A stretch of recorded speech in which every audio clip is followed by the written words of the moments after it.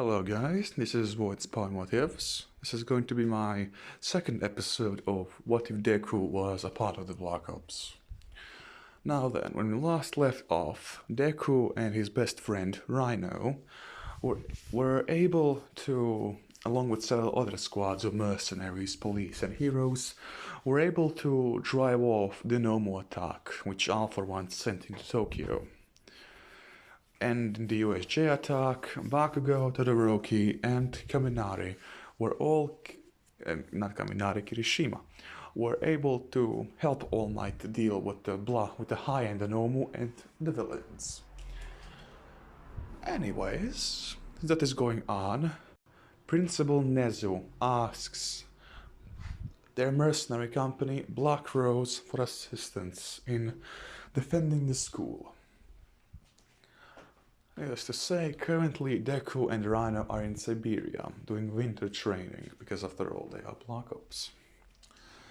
And as all of that simply goes around, as they turn into Japan, let's say 9 months after they were sent to Russia, Siberia, they return and they enter their new mission, which is to simply go to the UA and act as security guards, which they did. Now, for plot purposes, let's say that they were assigned to Classroom 1A. And as all of that went, Classroom 1A just one Thursday day simply saw several heavily armored and heavily armed soldiers, as you can see by the picture. This is how they basically look like. Enter their classroom, and as that they simply asked a couple of questions. Deku, being their current squad leader because he showed himself capable in numerous battles, well, numerous being mock battles and one actual battle in Tokyo, and well, he simply told them that they were going to be the new security force of UA, and he also said that they were going to find a mole, because a traitor in UA was extremely likely. Because how else would the villains know about the USJ attack? That's exactly what he said. Now then, Bakugo was a bit skeptical because he thought that his voice sounded familiar. And that's when he took off his helmet, which then Bakugo simply sprang off and yelled, "Deku." That is, Ace. That was his new nickname, not Deku, but Ace, which he gave him when they were in kindergarten. And well, Deku simply replied, "Yes, Bakugo?" As Bakugo said, "I thought that you weren't going to be coming here for another year or so." And Deku replies, "Winter training was cut short because of this mission which I have. If that is all, then please take your seat, Bakugo." As Bakugo does take his seat, because in this one, he isn't as ignorant as much, because All Might gave him the one for all. And well, simply going like that, let's say that a new attack happens, something which isn't a part of the law. Let's say that several villains, but this time a bit more powerful villains, on par with, let's say, Kaminari's amount of power at the start of the anime. That is, well, not at the start of the anime, more like at the USJ attack. Several of them, and also several Nomus. Not no black ones, because after all they are quite expensive to manufacture. And they attack UA. Has Shigaraki that one time when he completely dissolved the door. That is, I'm not sure if that happened before USJ or after. But I'm just gonna say that it happened after the USJ attack, even though I'm not sure. And then the Nomus and the villains simply rapidly get in to UA. Now then, several heroes which were dispatched there try to fight them off.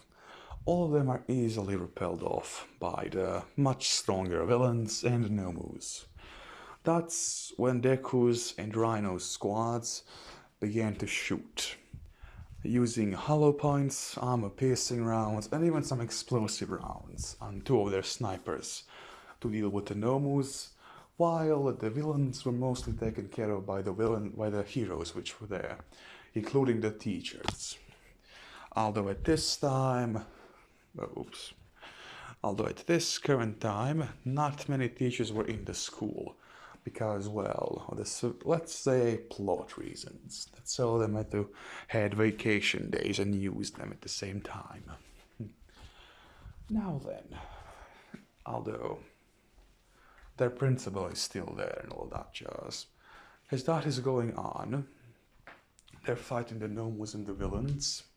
Eventually they hear a loud scream, and a gigantic Nomu, let's say 10 meters, yeah, that sounds good, 10 meters in height, simply breaks through the front gate of UA.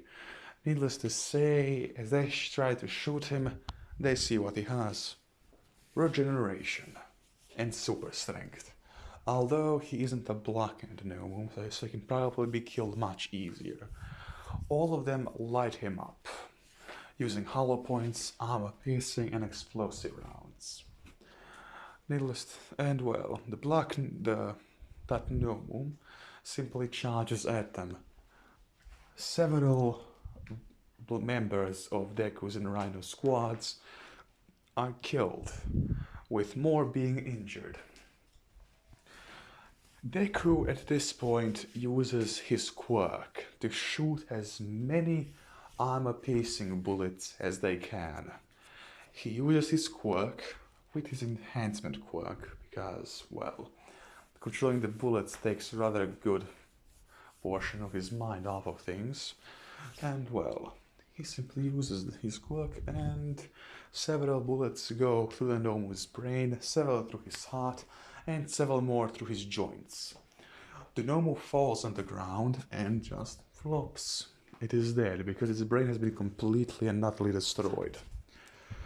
All of the soldiers there are, well, celebrating, although not for long, as then a black portal simply arrives. And that's when Alpha One arrives. All of them try to shoot him, along with Deku using his own quirk, but to no avail, because let's say that Alpha One has, well, he has over 1,000 quirks, I think.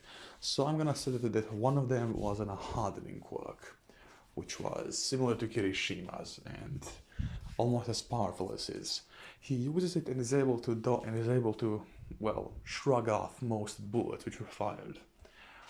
He then tells Kurogiri to get all of the Nomus which died there, along with the villains. Although before that could fully happen, All Might jumps out of the school and starts fighting with All for One. That fight would have ended in All for One probably losing, although he was not sure, because before he could finish it, another black portal simply arrived beneath All for One's feet, that being Kurogiri, and him simply falling through it. And like that, the second attack of the UA was finished. Anyways, I do not have that much time anymore, so this is going to be it for this episode. I hope you guys don't mind, and well, see you in the next one.